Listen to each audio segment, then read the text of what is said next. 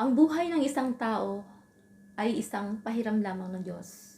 Sabi nga po sa Hebrews chapter 9 verse 27, "It is appointed for men to die once, and after that, we face judgment." Kung kaya mga kapatid, sa oras na ito, ang awiting ito ay para po sa lahat na kung saan dapat po tayo ay maging handa sa bawat oras. Kung saan, anong oras tayo babawian ng buhay ng Panginoon. Amen?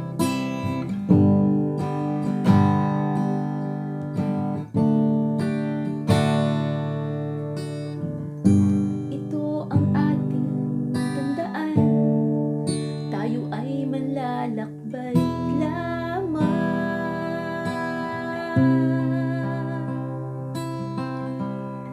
Dito sa mundong ibabaw, buhay ay isang hiram lamang.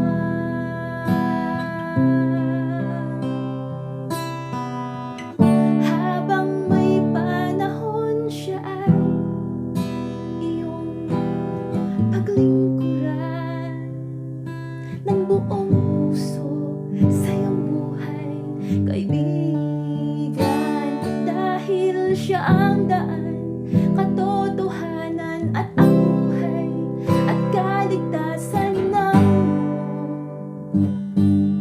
sa libutan. Siya'y si Jesus, nagmamahal, naghihintay ng iyong pagsuko ng iyong buhay, kaibigan. Ang Diyos ay patuloy na naghihintay na at tayo lumapit sa Panginoon.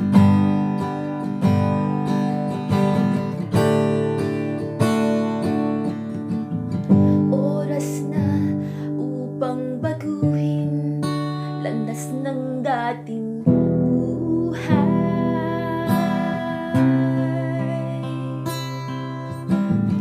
Bawat isa'y may takdang araw, haharap sa ating may kapal.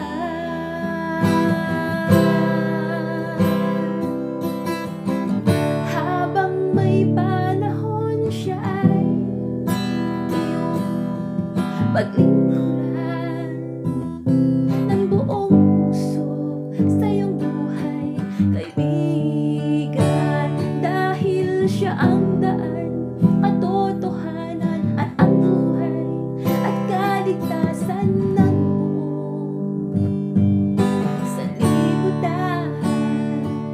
Siya'y si Jesus, nagmamahal, naghihintay ng iyong pagsuko ng iyong buhay, kaibigan.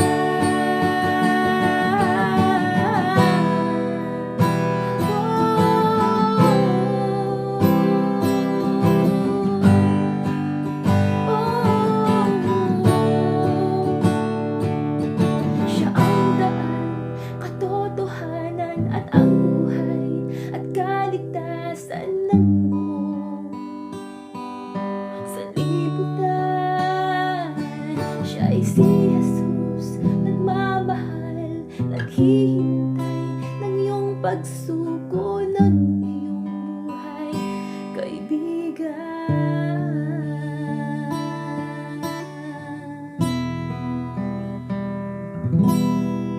Napoy na-bless po tayo sa awiting ito na atin pong inialay sa Panginoon, at patuloy po natin pong subaybayan ang ating pong mga videos upang bawat po sa upload po natin ay atin pong makita ang ating pong ipopost. Amen? So, God bless us all, and lagi pong mag-ingat sa bawat araw.